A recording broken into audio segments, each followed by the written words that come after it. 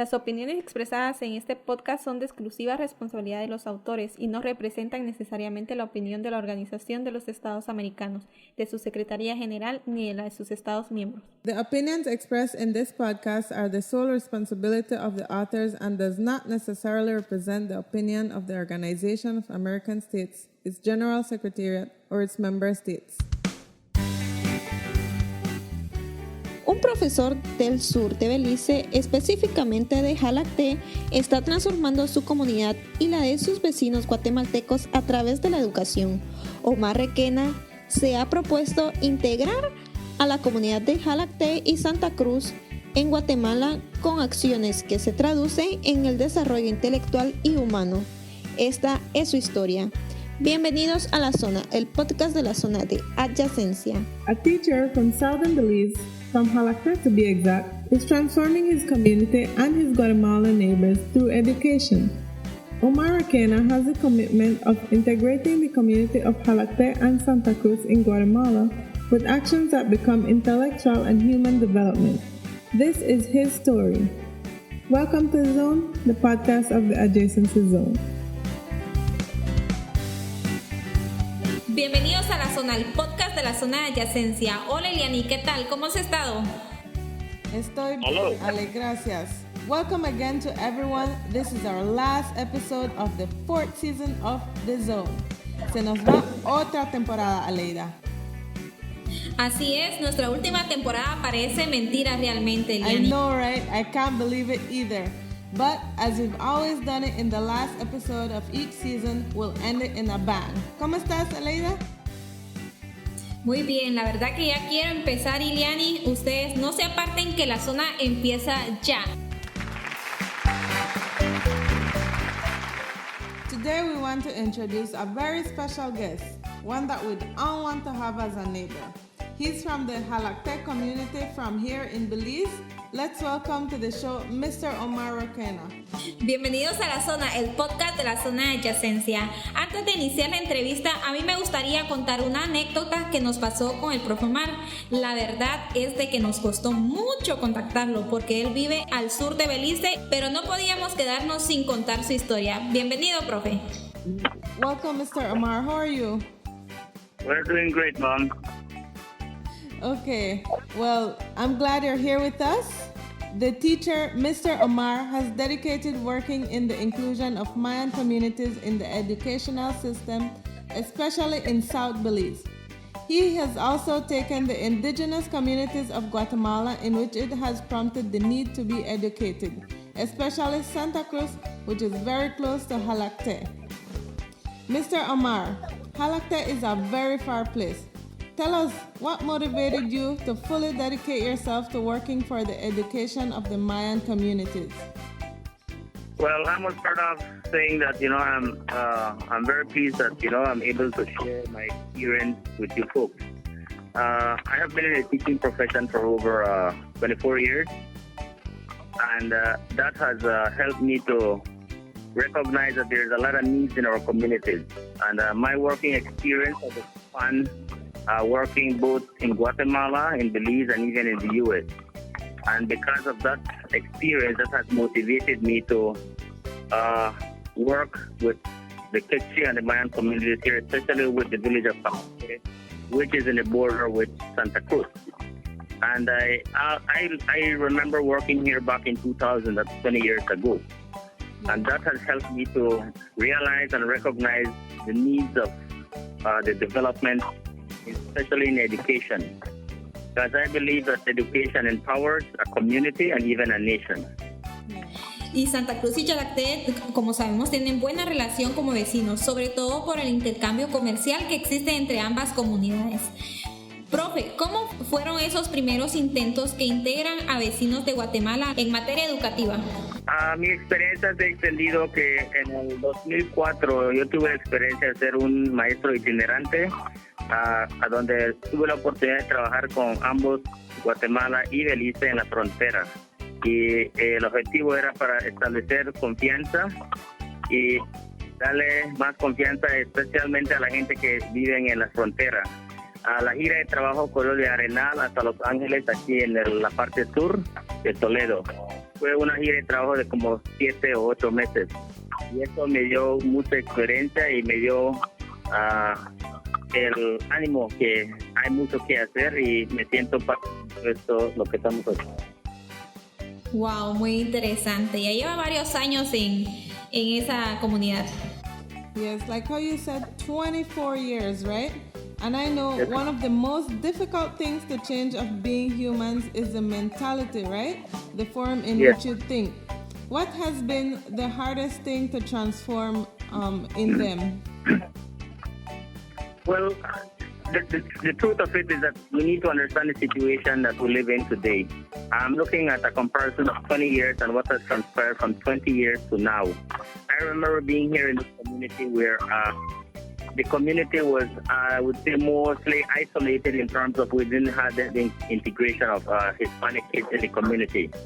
But I believe because of the location and geographical location of both Jalacté and Santa Cruz, where the inhabitants depend on one another, especially in terms of commerce, because majority of whatever the community of Jalacté wants, they go over to Santa Cruz. And they depend on one another, be it commerce, be it agriculture, whatever. They do more of their business in Guatemala than in Belize. So because of that, I believe that education is an integral part of it. And how can that be? Is by integrating our Hispanic kids and incorporating them into the culture of Jalacté, where both ethnicities will develop friendship, confidence in one another. And that's the only way we can live as a community. So the past 3 years since I'm here, we have incorporated that, and there's evidence. We have presently about 28 students that are at this school, but because of the pandemic, they are right now at home. But I believe, and it has been proven in this area, that the Hispanic kids are more dedicated and they bring challenges, and they bring more competitive challenges to our 𝐏𝐻 students, which is something good in education, because in education, especially at the primary level, that competition among kids is very important. It's very healthy, especially if the teachers or leaders know how to go about maneuvering whatever is being taught. Okay. Y profe, ¿en qué consisten las prácticas que implementó entre vecinos de Santa Cruz y Jalacté para que sus relaciones mejoraran? ¿Podría mencionarnos algunas? Lo que ha pasado es que la distancia entre ambas comunidades, lo único que los separa es la frontera, imaginariamente, ¿no? Que no sabemos a dónde mero está. Pero está muy cerca. Y por eso esta aldea se ha establecido hace más que 30 o 40 años. Y los inhabitantes de esta aldea han dependido mucho en Guatemala, pero en términos de agricultura, lo que ellos, la necesidad que ellos necesitan de comida, lo que llega, ellos siempre van ahí a la aldea, ¿no? Y ha habido una buena confianza entre ambas comunidades. Ha habido problemas, pero son problemas más mayores políticos de gobierno, pero cuando se habla aquí de las comunidades, la gente vive, yo puedo ser feliz porque trabajan juntos. Okay. Y eso es lo que uno necesita en una comunidad donde hay esa confianza entre gente, entre la vivienda. It's good that you mentioned that. And how did the communities react? Were there any moments that you wanted to faint or say, this is enough, like that you can't carry on with them anymore? Because, sometimes we're very stubborn as humans. Did any of that come to you? We have had several challenges, Miss. I could, for the last 2 years, we implemented a project here in the community, here at school. It was a school-based project. And because of our goals as a school and as a community, I had to integrate all stakeholders. And of course, we need to have our leaders, our alcalde, our chairman, our church leaders, and even, a little business community here in the community, along with the staff. And there has been numerous challenges, and there has been some challenges where people, would react or be stubborn to agree. But I have always had the patience of going around that, because at the end of the day, it's only when you have that kind of good rapport with your community in terms of being patient, respectful, and knowing what you're doing, you can go around those heavy curves. Because at the end of it, they're quite challenged. It's quite a challenging time. The transition during the project we implemented here, we were at the mid of the project when we had a changeover of alcalde and chairman because their time was up, and even PTA. And that was the most challenging time for me, and that was only like last year. But with the cooperation of my staff and understanding, we were able to battle that. And it took us like 3 months to get the new leaders. We had to create them, get the awareness, educate them as to what we're doing. And we eventually were on board, and we were end up to, complete and inaugurate the project, which was, I think, something great. Many a times we have leaders or principals or even village leaders that, they give up a lot of time. They give up very fast, but all of this it's a time consumption, and it's about planning and doing a lot of reflection. ¿De cuánta población estamos hablando, profe? ¿Cuántos alumnos hay ahora? Ahorita estamos aquí en la escuela, la población está como a 201. Okay. Son varios.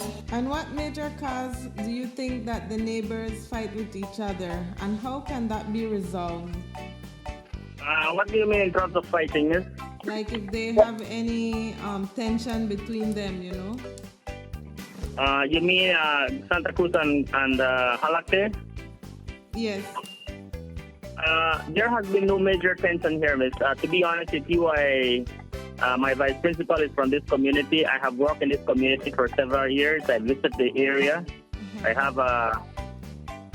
I don't have families back here, but I have very good connections in terms of, compadres and so forth. But there hasn't been a serious tension between these two communities as far as I am concerned. Okay, so the neighbors, they do get along. Political tensions or probably government tensions, but not at the community level. Okay, so they're always good neighbors to each other. Always been good neighbors, and the reality of it is that the communities, they both depend on one another and they help one another, especially in the area of agriculture. Profe, me imagino que usted tiene muchos proyectos y sueños para ejecutar. ¿Cuáles serían esos proyectos? Well, I will explain the project that we had earlier last year, the second year to implement it. The project was to an irrigated garden. We're talking about the greenhouses, 3 of them, a seedling. We had an umbrella structure out here, and these are all. Well, at now, presently, we don't have much vegetable because, of this pandemic, but the experience last year was very tremendous. We had a lot of production, high production of vegetable here at the school, and that was a kudos to our staff and our children who were really dedicated themselves. But I remember coming here to this community last 4 years where, teachers had the ambition, but they did their backyard gardens behind their classroom. But there were numerous challenges in terms of running animals, pigs, humans, whatever. And that tickled and sparkled that idea of, how can we improve? And that was what brought all of this and have it on the ground of what we have right now in terms of the new technology in doing gardens. That has been a plus. And also our fruit tree farm, which is right now it's clean. Our poultry area, our reforestation that we have, there has been quite a lot of success. And there has to be continuity. And that's one of our problems because our project came to an end, and at the school, there are quite some challenges because there has to be continuity and maintenance in terms of the structures, in terms of the farm, and that kind of thing. We have had quite a lot of visitors here, who have admired what we're doing here, but there hasn't been that technical support, for continuity, and that's what we're looking for. Me imagino que las experiencias deben ser magníficas y más cuando ve a niños que empiezan a desarrollar habilidades nuevas. Sí, la experiencia aquí es que nosotros, yo como un líder aquí, yo miro que hay bastantes dificultades en términos de niños, la continuación de una educación. Y la mera cosa que queremos en esta escuela es que cuando un niño entra en preschool y tiene la experiencia de 8 años y va a caminar en esta comunidad, en esta escuela, queremos que tengan una experiencia en las diferentes fases. Cómo pueden pesar un pollo, pesarlo, hacer algo, venderlo, tener una idea. Yeah, to see that must be amazing. En términos de los vegetales, la misma experiencia, porque lo que tenemos aquí es que como el niño va desarrollando en diferentes grados, les damos la oportunidad que tengan una experiencia, tan siquiera para un año, donde ellos pueden tener una experiencia. Por ejemplo, en el grado número 3, el profesor se encarga de reciclar papeles. Aquí en esta escuela tenemos papeles a donde hay muchos papeles que los niños usan y después lo tienen que tirar. Pero en vez de quemarlo, lo van a reciclar y hacer un papel nuevo a donde lo pueden usar para hacer una tarjeta o hacer algo. Wow. Oh, wow. Los impulsan a realizar manualidades con cosas recicladas. Muy interesante. Y es algo que la verdad ayuda mucho al medio ambiente. And what is the thing that satisfies you about working for the community? And can you give us an anecdote? What satisfies me is when I see a child go through the school experience and develop skills. A lot of times, I'll be honest with you, a lot of times there's more talking than doing. Okay. And my thing is that if we are to do something, You we have do to it with keep a up lot of with meaning. it, right? Like you said. A lot of meaning where we want to incorporate life skills that a child graduating from this school will have an experience. For example, we had a home garden project for Alice and the 6. The child has gone, well, for the first experience, we start giving these experience from standard 4. Mm-hmm. And we ended up in standard 6 where the child had his own home garden. We had a home garden competition. Okay. Wow. And we had the best female and the best male gardener. And that was evaluated by agriculture.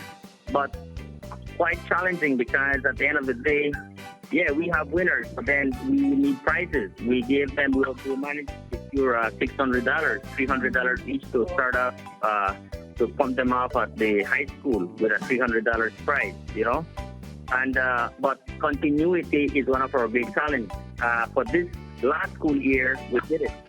This school year, we don't know how it's going because we don't have the kids at school. Yeah, But and during the pandemic, how has this process been? Please tell us about that too. it has been quite challenging because the teachers have been involved in cleaning and doing most of the manual work. We have had the community trying to assist, but at the end of the day, the most essential person within this whole puzzle is the kids, because we want the kids to be doing it. So we are quite excited to see when the kids will be asked to return to class, and then we continue with our different process. Because we continue this way, then we're losing the essence and the interest, and that's what we want to lose. Profe, seguramente ya sabe bastante de la cultura guatemalteca. ¿Qué tal si retamos su conocimiento? There's a game that we do every episode of every season, and we just want to know if you'd like to participate in this little game with us. We're just testing to see if you know about the Guatemalan culture. Would that be something that you'd like to do with us right now? Well, it could be challenging, Miss, but I'm not afraid of challenging myself. If there's something that we can converse and I don't know, either I learn, or either I know or I learn a little bit more. And that would be interesting. Aleida, les vamos a decir, porque ella sabe más. Así es. Bueno, empezamos, Ale. ¿Está bien? Una palabra bien chapina que le hayan enseñado. Guate. Esa es otra. Sí, exacto. Una semejanza que tenga Santa Cruz y Jalacté. Okay, a similarity. One of the great similarities I was seeing between both communities is that they're very friendly. They're very friendly people. Okay. They're very friendly and very accommodating. and they're very appreciative because I have worked with both Santa Cruz parents and Jalacté parents, and they're very appreciative of, especially when when we have meetings and we get both the Hispanics and the 𝐏𝐶 in a building. I know we start discussing. They sound very appreciative, and that's what I appreciate from both communities. I guess And we one can all learn of from them then. Huh? We can all learn from the communities then. Yes. Okay, the next question. Una comida que haya probado. ¿Dónde? ¿En Jalacté? Yes. La comida más famosa aquí es el caldo, pero lo que me ha gustado mucho es el coche o el puerco ahumado en caldo o en sopa. Sí, qué rico. ¿En serio? Me imagino que debe ser rico. La verdad que yo no lo he comido, pero me han contado que la verdad sí es delicioso. Otra pregunta, ¿qué es el 𝐏𝐿, profe Omar? El pájaro nacional. Exacto. Una tradición guatemalteca que conozca. Una tradición que guatemalteca que me ha gustado ha sido las tradiciones que tienen los mayas aquí en las aldeas aquí de Petén, a donde ellos adoran las montañas, y creo que le dice que es el mayajá. Profe, gracias por estar aquí. Su labor es un ejemplo a seguir. Le dejamos el micrófono abierto para que dé sus contactos, así más organizaciones puedan ayudar a su causa. Soy el profesor Omar Requena, el director, el principal aquí de la escuela comunitaria de Jalacté, aquí en lado Belize. Me ha ido a gusto platicando con personajes de la OEA, y ha sido mi deseo de desarrollar la comunidad, especialmente la juventud, la gente que es el futuro de esta comunidad y del país aquí de Belice, y queremos seguir estableciendo la confianza entre ambos países, a donde la gente puede vivir a gusto, sin problemas, y a ver cómo podemos guardar el ambiente, lo más principal, especialmente en esta zona sur de Belice. Y cómo podemos hacer esto por medio de la escuela y educando a la juventud, especialmente la generación que está en la escuela primaria. Tengo mi contacto.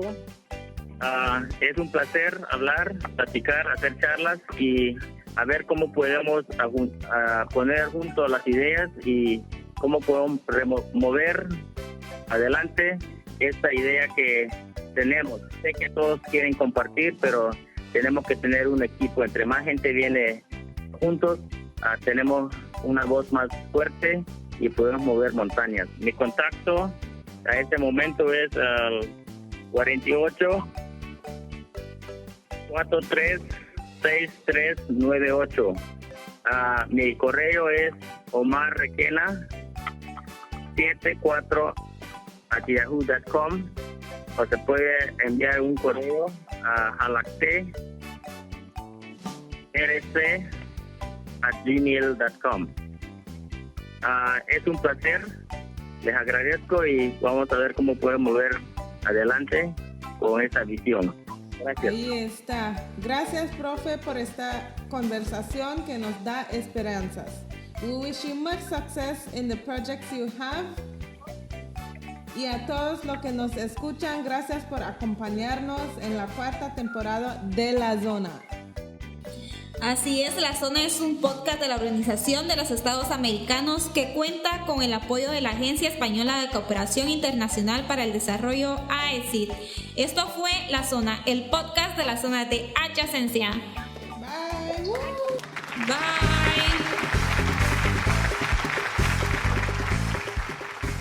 Escucha nuestros episodios en Spotify, Google Podcast y SoundCloud, o directamente desde nuestra web www.oas.org/La Zona.